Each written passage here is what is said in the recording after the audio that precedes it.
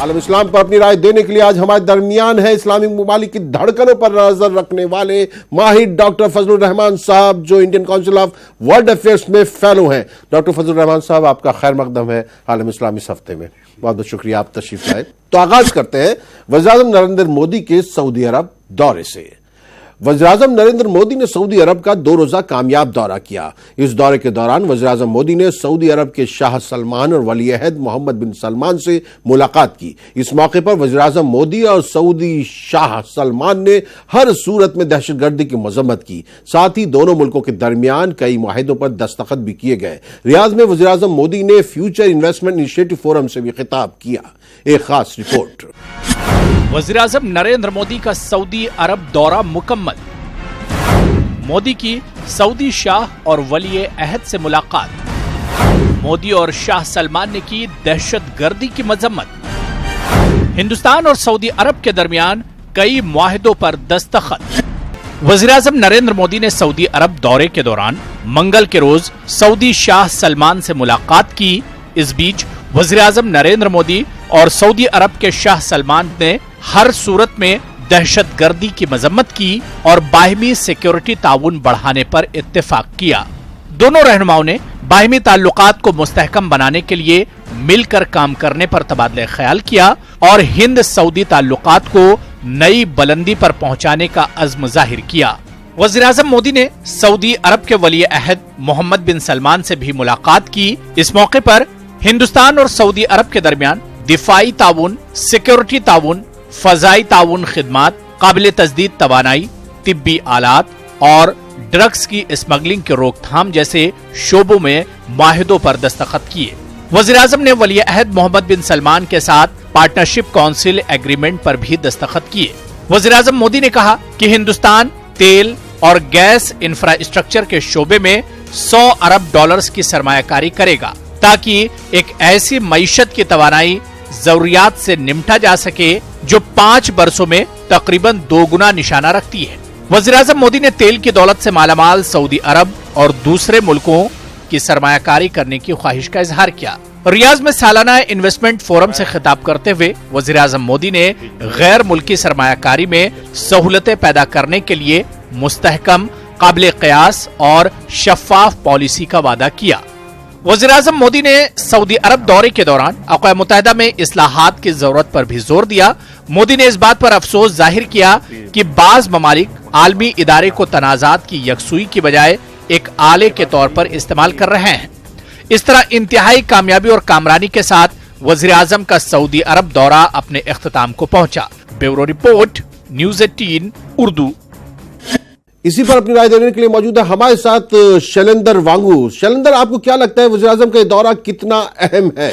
बिल्कुल तहसीन, प्रधानमंत्री मोदी का सऊदी अरब दौरा काफी अहम था। हालांकि आपको बता दें कि 2016 में इससे पहले प्रधानमंत्री मोदी एक बार सऊदी अरब जा चुके हैं। लेकिन देखने वाली बात यह है कि प्रधानमंत्री मोदी के कार्यकाल के दौरान भारत के और इस्लामिक वर्ल्ड के जो देश है उनके साथ संबंध काफी मजबूत हुए हैं। चाहे सऊदी अरब की बात करें या यूएई की बात करें, तो ऐसे में लगातार कोशिश ये रही है इस सरकार की कि इस्लामिक वर्ल्ड के साथ जो रिश्ते हैं वो पहले से मजबूत हों। इसी कड़ी में जो हाल ही में दौरा प्रधानमंत्री मोदी का सऊदी अरब का था, इसके अगर हम बात करें तो इसमें 3 अहम बिंदु सामने आ रहे हैं। सबसे पहली बात यह है कि जब प्रधानमंत्री मोदी की मुलाकात सऊदी किंग से हुई या क्राउन प्रिंस से हुई तो उस दौरान कश्मीर का जिक्र नहीं आया। हालांकि लगातार पाकिस्तान की तरफ से कोशिश की जाती रही है कि इस्लामिक कंट्रीज को कश्मीर के मुद्दे पर एकजुट किया जाए, लेकिन ऐसा करने में वो नाकामयाब रहा, क्योंकि सऊदी अरब जैसे देश और यूएई जैसे देश जो है वो भारत के साथ खड़े हैं कश्मीर के मुद्दे को लेकर। वहीं साथ ही साथ दूसरा है मुद्दा कि आतंकवाद की अगर हम बात करें,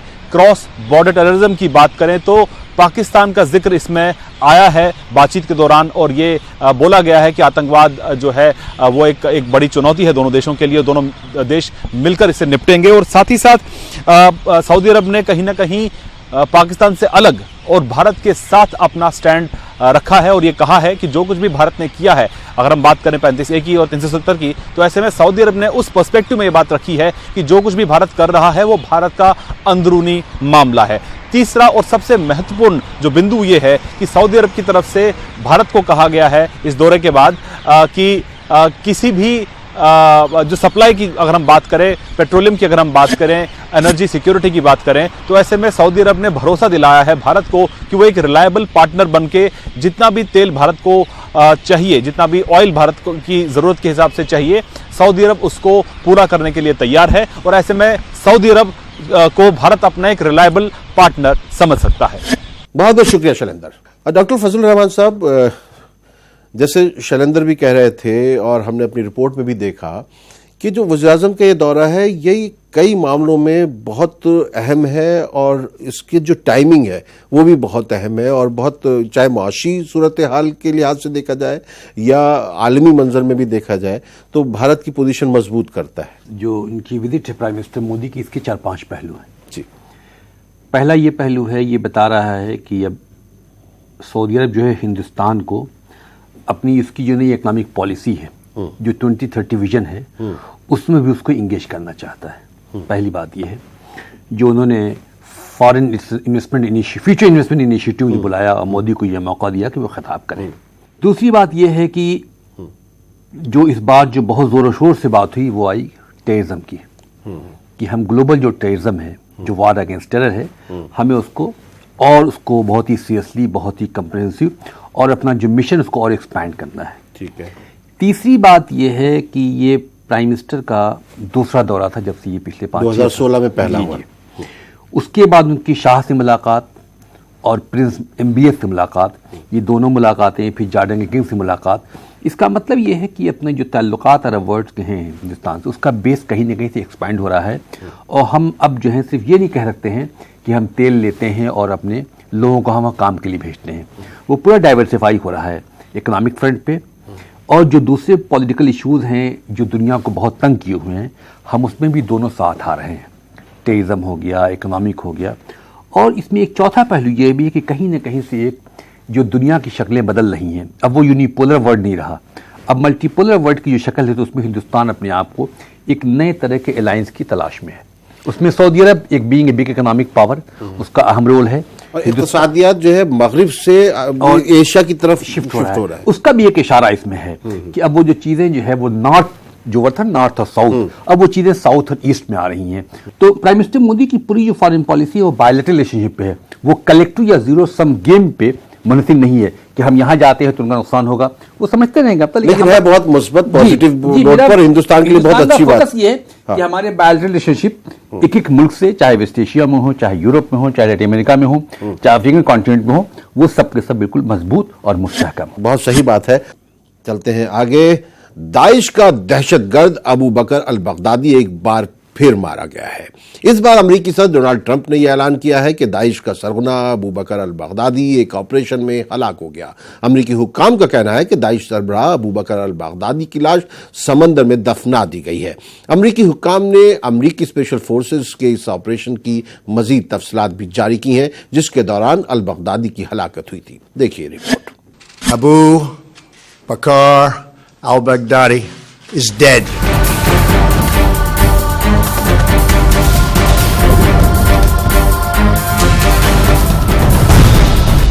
अमरीकी सदर डोनाल्ड ट्रंप ने मशरिक़ वस्ता में सरगर्म शिद्दत पसंद तंजीम दाइश सरबराह अबू बकर अल बगदादी की हलाकत की तस्दीक कर दी है। ट्रंप ने अपने एक खुसूसी खिताब में बगदादी की हलाकत से मुतालिक खबरों की तस्दीक की। उन्होंने बताया कि दाइश के सरबराह को खुसूसी अमरीकी दस्तों ने शुमाल मगरबी शाम में इंसदादी दहशतगर्दी की एक कार्रवाई में हलाक किया। व्हाइट हाउस से मीडिया ब्रीफिंग के दौरान सदर ट्रंप का कहना था कि अमरीकी फोर्सेस की कार्रवाई के दौरान कई अहम मालूमात और अशिया भी ऑपरेशन के मकाम से कब्जे में ली गईं। कार्रवाई के हवाले से ट्रंप ने मजीद बताया कि बगदादी शाम में एक सुरंग में रूपोश था, जहां उसके साथ दीगर अफराद भी मौजूद थे। उन्होंने कहा कि सुरंग में उसके 3 बच्चे भी थे जो मारे गए। बगदादी ने खुदकुश जैकेट पहनी हुई थी, जिससे उसने धमाका किया। खुदकुश धमाके से बगदादी के जिस्म के टुकड़े हो गए। अमेरिका के सेक्रेटरी दिफा मार्क एस्पर के मुताबिक दाइश सरबराह अबू बकर अल बगदादी की लाश सपुर्द समंदर कर दी गई है। समंदर में तदफीन के हवाले से जनरल मार्क मैली का कहना था, बाकियात ठिकाने लगाने का काम मुकम्मल हो गया है और ऐसा मुनासिब तरीके और मुसल्लह तनाज़ात से मुतालिक कवानीन के मुताबिक किया गया है। Bureau report, news 18 Urdu. Doctor Fazal Rahman साहब, मान लिया जाए कि बगदादी मारा गया है इस बार? देखिए, इस बार जो रिपोर्ट्स आ रही हैं उसमें कंट्रडिक्शन बहुत कम है। अगर आपको याद होगा पिछली बार बहुत सारे निगेशन आए थे اور خاص کر کے جو آس پاس کے ممالک ہیں جیسے ٹرکی نے، سیریا نے، عراق نے، ان لوگوں نے تقریباً اس کی تائید کی ہے.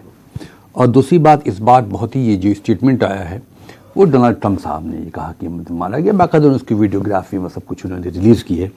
تو ہم پوٹن بھی اعلان کر چکے تھے. جی کر چکے تھے، لیکن اس بات جو چیزیں ہیں ابھی کہیں سے بھی کسی بھی خطے سے اس کا بہت زیادہ کوئی نیگیشن یا بہت تردید نہیں آئی ہے. لیکن اس کا سوال یہ نہیں، سوال یہ ہے کہ جو ہنگامہ یہ مچا ہوا ہے کہ ISIS کا وہ سرغنہ مارا گیا تو اب ISIS ختم ہو گیا، یہ ہو گیا. سوال اس پہلو پہ دیکھنے کا ہے، کیا بغدادی کے جانے سے کیا ISIS کمزور ہو گیا؟ اور مجھے لگتا ہے کہ شاید ایک شخص اتنی بڑی تنظیم کو، دہشتگرد تنظیم کو، سب کچھ یہ مان لیں کہ اس کے جانے کے بعد وہ تنظیم مر جائے گی یا اس کی مہم میں کچھ کمی آ جائے گی، یا جس طرح کا انہوں نے اپنی فرینچائزی اور بہت سارے جو آؤٹ فٹس پورے کانٹیننٹ میں پھیلا رکھا ہے، افریقہ سے لے کے یورپ تک میں. سوال اس پہ بات اس پہ ہونی چاہیے، بغدادی کتنے بغدادی ہیں کون جانتا ہے. لیکن ہندوستان میں جو ہے ان کی چل نہیں پائی. اگر دیکھا جائے کہ ہندوستان نے بہت اچھی طریقے سے ٹیکل کیا اور ہندوستانی عوام جو ہے وہ جو مسلمانوں کی طرف بھی آنے کی انہوں نے کوشش کی. ISIS نے ایک ہندوستان کا وہ بھی بنایا، لیکن اس میں اور القاعدہ نے جتنی کوشش کی یہاں والے جو ہے اس فکر کے لیکن یہاں سے جو سوشل فیبرک ہے، جو اس کی پوری تاریخ ہے، جس طرح کا ہمارا ملٹی کلچرل، ملٹی پولل، اور ہمارا جو ایک کوہیشن کا جو کلچر ہے، اس میں ان کو پینیٹریٹ کرنا بڑا مشکل تھا. دیکھیے عرب کی پوری جغرافی، پوری پالیٹکس اور ہندوستان کی جغرافی اور پالیٹکس یہ بہت دو مختلف ہیں. یہاں پہ انہوں نے بہت کوشش کی، بہت کیلیفیٹ ڈکلیئر کیا، کشمیر میں کہا، انہوں نے چاہا کہ یہاں کی جو کہیں کہیں جو چیزیں اس کو ایکسپلائٹ کریں، لیکن وہ کامیاب نہیں ہو پائے. اور حکومت بھی بہت سمجھداری سے کام کیا. اگر کچھ بچے بھٹکے تو ان کے لیے انہوں نے بہت ایک اچھا میکنزم انہوں نے رول کیا، اور اس میں میرے خیال میں ان لوگوں کو بہت مایوسی بھی ہوئی. وہ چاہ رہے تھے افغانستان آ کے یہاں سے ان کے لیے ایک بہت ہی فرٹائل گراؤنڈ ملے گا، لیکن ایسا کچھ ہوا نہیں. آگے بڑھتے ہیں. امریکہ میں ایک مسلم ایتھلیٹ کو حجاب پہننے کی وجہ سے مقابلے سے باہر کر دیا گیا. ذرائع کے مطابق 16 سالہ مسلم ایتھلیٹ نور ابوکرام کے مطابق حجاب پہننے پر انہیں کہا گیا کہ ان کا لباس ریس میں حصہ لینے کے قواعد و ضوابط کے خلاف ہے. ایک رپورٹ.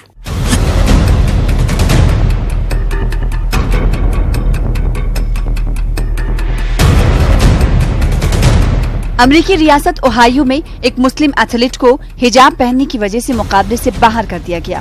ایتھلیٹ نور نے اپنی فیس بک پوسٹ پر بتایا کہ ضلعی سطح پر مقابلوں میں ان کے حجاب کو کبھی بھی مسئلہ نہیں بنایا گیا. وہ ہمیشہ سے Slovenia north view school team کی نمائندگی کرتی آ رہی ہیں. نور نے مزید بتایا کہ جب سرکاری انتظامیہ ان کی ٹیم کا معائنہ کرنے کے لیے آئی تو انہوں نے ٹیم کے ایک ممبر کو شارٹس تبدیل کرنے کو کہا کیونکہ یہ ان کے قواعد کی خلاف ورزی تھی، مگر انتظامیہ نے انہیں اس وقت حجاب کے حوالے سے کچھ بھی نہیں کہا. ایتھلیٹ کا کہنا ہے کہ اسی دوران انہوں نے اپنے کوچ کو انتظامیہ سے کچھ نجی گفتگو کرتے ہوئے بھی دیکھا تھا. نور ابوکرام نے بتایا کہ جیسے ہی انہوں نے 5 کلومیٹر کی دوڑ کو عبور کیا تو وہ یہ دیکھ کر حیران رہ گئی کہ اسکور بورڈ پر ان کا نام موجود نہیں تھا، جس پر ان کے کچھ ساتھیوں نے بتایا کہ انہیں حجاب کی وجہ سے مقابلے کے لیے نااہل قرار دیا گیا ہے. نور ابوکرام نے کہا کہ اس معاملے پر کافی تنازع کھڑا ہو جانے کے بعد اوہایو ہائی اسکول ایتھلیٹک ایسوسی ایشن نے آئندہ مذہبی قواعد و ضوابط میں چھوٹ دینے پر نظر ثانی کی یقین دہانی کرائی ہے. واضح ہے کہ حجاب کے حوالے سے یہ تنازع کوئی نئی بات نہیں ہے. اس سے قبل بھی گزشتہ سال پینسلوانیا کے شہر فلاڈیلفیا میں باسکٹ بال کی 16 سالہ کھلاڑی کو اس کے حجاب پہننے پر کھیل چھوڑنے کے لیے کہا گیا تھا. Bureau report, news 18 Urdu. Germany اور امریکہ سمیت کئی ممالک نے چینی حکومت پر غیر مسلم اقلیت کے خلاف اس کے ناروا سلوک پر شدید تنقید کی ہے اور اس سے انسانی حقوق پر علم درآمد یقینی بنانے کا مطالبہ کیا ہے. دیکھیے رپورٹ.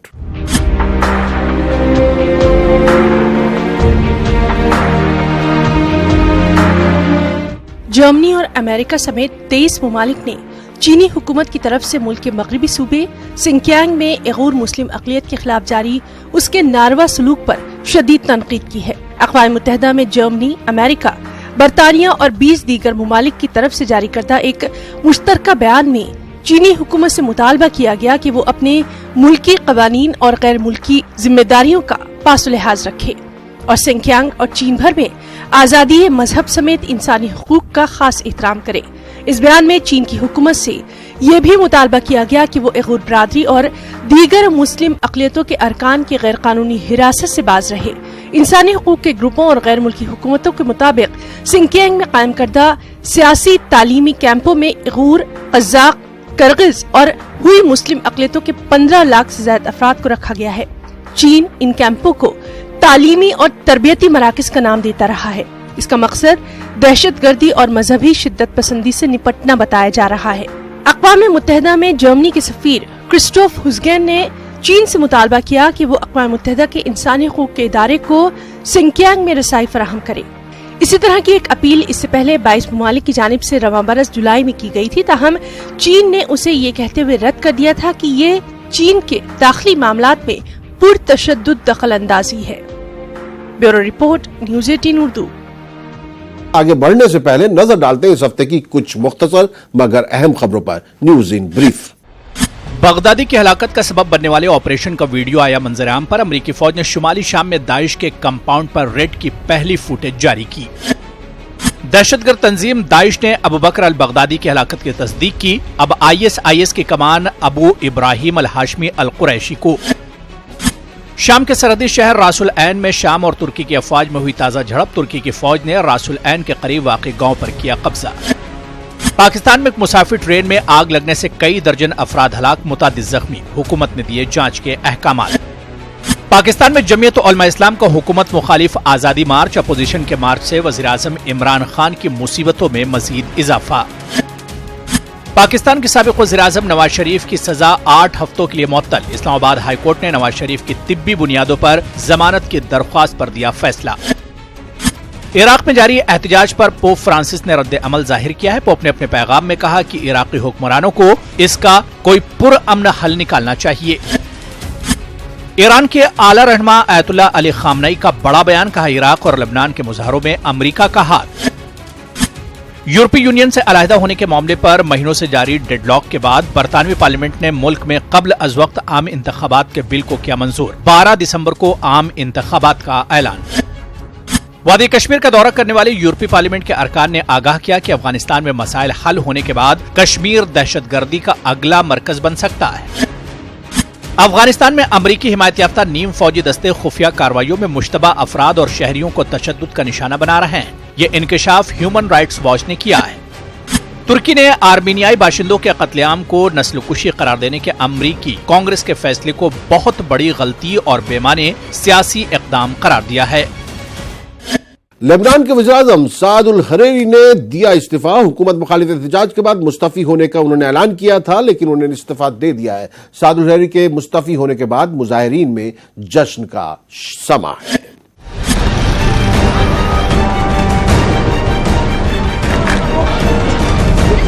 लेबनान के वज़ीर-ए-आज़म साद अल हरीरी ने मुल्क में जारी हुकूमत मुखालिफ एहतजाज के बाद इस्तीफा दे दिया है। लेबनानी वज़ीर-ए-आज़म ने टेलीविजन पर कौम से मुख्तसर खिताब में अपने इस्तीफे का ऐलान किया और सदारती महल जाकर इस्तीफा सदर मिशेल ओन के हवाले कर दिया। साद अल हरीरी के मुस्ताफी होने के ऐलान के बाद हुकूमत मुखालिफ मुजाहिरीन की जानिब से जश्न मनाया जा रहा है, जबकि बाज़ मुजाहिरीन का अब भी मुतालबा है कि वज़ीर-ए-आज़म के साथ दीगर आला हुक्काम भी इस्तीफा दें। लेबनान में 17 अक्टूबर से मुसलसल मुजाहरे जारी हैं। मुजाहिरीन करप्शन के इंसदाद और अक़रबा परवरी में तसलसल के खात्मे जैसे मुतालबात को लेकर सरापा एहतजाज हैं। वाज़ेह है कि लेबनान में ये एहतजाज 17 अक्टूबर को उस वक्त शुरू हुआ जब हुकूमत की जानिब से व्हाट्सएप कॉल पर टैक्स का निफाज किया गया। ख्याल रहे कि गुज़श्ता हफ्ते शदीद एहतजाज के बाद लेबनानी हुकूमत की जानिब से माशी इस्लाहाती पैकेज का भी ऐलान किया गया था, जिसमें कहा गया था कि मौजूदा और साबिक़ सुदूर की तनख्वाहों में 50% कमी की जाएगी, जबकि वज़रा, अरकान असम्बली, रियासती इदारों और उनके अहदेदारों की मुराद को भी कम किया जाएगा।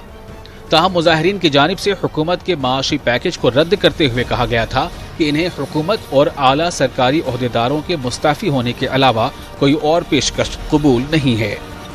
Bureau report, news 18 Urdu.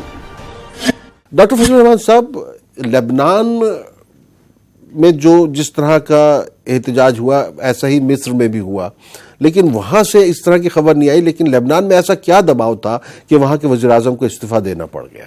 देखिए, 2-3 चीज़ें हैं। मिस्र की चीज़ें जो हालात थे बड़े मुख्तलिफ हैं। मिस्र में एक अच्छी खासी स्टेबिलिटी आ चुकी है।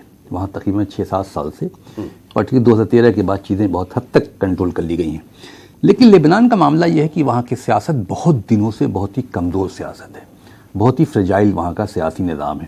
اس کی وجہ ہے کہ وہاں تو کولیشن پالیٹکس ہے، جس کو ہم کہتے ہیں کنفیشنل ڈیموکریسی جو ہے انہوں نے بہت ڈسٹریبیوٹ کر رکھا ہے کہ اسپیکر جو ہوگا وہ شیعہ ہوگا، سنی پرائم منسٹر ہوگا، اور جو کرسچن ہے وہ ان کا پریزیڈنٹ ہوگا. تو اس میں جہاں ذرا سا بھی بیلنس بگڑتا ہے وہ سیاسی بحران کے شکار ہو جاتے ہیں. لیکن اس بار ہوا یہ ہے کہ وہاں پہ دو چیزیں بہت زیادہ اہم ہوئی ہیں. پہلی بات تو عوام تک یہ باتیں پہنچی کہ کرپشن بہت زیادہ ہے، بہت امبیڈڈ کرپشن ہے وہاں پہ، اور اس میں جو رولنگ فیملی کے لوگ انوالو ہیں.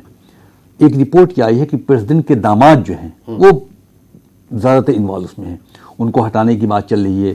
2-3 جو ان کے وزراء ہیں وہ انوالو ہیں، اور ان سب کے اوپر بات یہ ہوئی کہ مہنگائی، ابھی جو ان کی اکنامک وہ کچھ انہوں نے میجرز لیے ہیں وہ بہت ہی سخت اور اینٹی پیپل ہیں. اس کو لے کے یوتھ وہاں پہ جو ہے وہ سڑکوں پہ آ گیا. اور حد تو یہ ہو گئی، آج کل تو واٹس ایپ دنیا کے ہر ہاتھ میں ہوتا ہے، ہر لوگوں کے، غریب ہو چاہے امیر ہو. انہوں نے اس پہ بھی کچھ ٹیکسز لگا دیے ہیں پر ڈے. وہ جو ان کی پالیسی تھی، جو ان کا قدم تھا، اس نے جو ہے ایک اسپارک کا کام کیا بالکل. تو اس کے بعد یہ ہو رہا ہے کہ لوگ سڑکوں پہ آ گئے ہیں. دیکھیے ایک بات اور بتاتا چلوں میں، عرب ورلڈ میں ہو یہ رہا ہے پچھلے تقریباً 8-10 سال سے کہ لوگوں کے اندر اپنی سیاسی قوت کا احساس ہو گیا ہے. چاہے سوڈان میں دیکھیں آپ، چاہے الجیریا میں دیکھیں آپ، چاہے عراق میں جو دیکھ رہے ہیں، تو ایک بار جو لوگ سڑک پہ آ جاتے ہیں تو سمجھتے ہیں کہ ہم کچھ کر سکتے ہیں. اور ان کی ایک ملک کی کامیابی، جیسے سوڈان میں انہوں نے بہت کامیاب ہوئے، تو جو طاقت ان لوگوں کو مل رہی ہے کہ جب تک کہ کوئی ریزائن نہیں دیں گے، جب تک یہ سیاسی نظام نہیں بدلیں گے، تب تک ہم جائیں گے نہیں. تو حریری کا مستعفی ہونا صرف ان کا مستعفی ہونا نہیں ہے، بلکہ وہاں کے سیاست کی جو کمزوری ہے، جو کولیشن پالیٹکس ہے، اور جو خارجی طاقتوں کا دخل ہے، یہ سب چیزیں بتاتی ہیں کہ وہاں کے جو آنے والے جو وقت ہے وہ بہت ہی میرے خیال میں غیر مستحکم ہوگا. عراق میں حکومت مخالف مظاہرے کا سلسلہ مزید پرتشدد رخ اختیار کرتا جا رہا ہے. عراق کے شہر کربلا میں ایک نقاب پوش بندوق بردار کے ذریعے کی گئی فائرنگ کے نتیجے میں 18 مظاہرین ہلاک ہو گئے، جبکہ سینکڑوں زخمی ہو گئے ہیں. ایسی بھی خبریں موصول ہوئی ہیں کہ سیکورٹی دستوں نے مظاہرین پر فائرنگ کی ہے. حکومت مخالف مظاہرے کے اس دوسرے مرحلے میں 85 سے زائد افراد ہلاک ہو چکے ہیں، جبکہ ہزاروں افراد زخمی بھی ہوئے ہیں. دیکھیے رپورٹ.